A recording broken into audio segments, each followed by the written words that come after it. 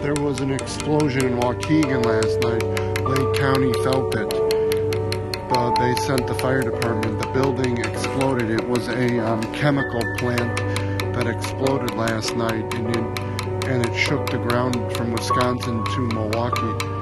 What the fuck? A building just blew up. People are saying the building blew up. Debris was flying. Paris Presents windows busted. The bomb squad was there. The fire department's from Lake County because the building blew up. And flames were shooting out.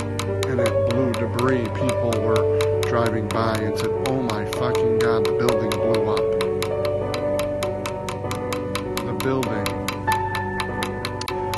It blew up last night inside the chemical, and they're still digging through the debris to find anything. To see if they find anything. The building blew up last night. They don't know what the cause is. It's all over the news. It's all over the news. It's all over the news. It's all over the news. People took cover. The building blew up in Waukegan last night.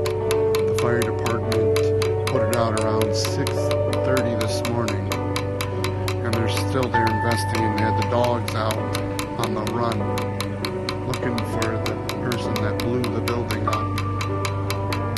There was an explosion in Waukegan last night, and it exploded.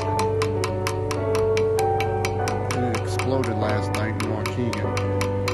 The firefighters don't know what the cause is, but it blew up.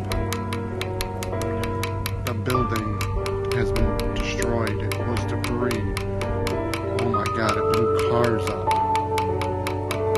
And it blew other things up around it. It blew windows out of Paris Presents. This Bill was walking by. The police said, "Get back away from this building," and it blew up. The fire officials say they don't know what the cause was, but it exploded and people felt the vibration. It made a loud boom. The building blew up in Waukegan last night. All the firemen and police were there in Lake County on Sun Path in Waukegan. They blew up the building. The building blew. Someone blew up the building in Waukegan.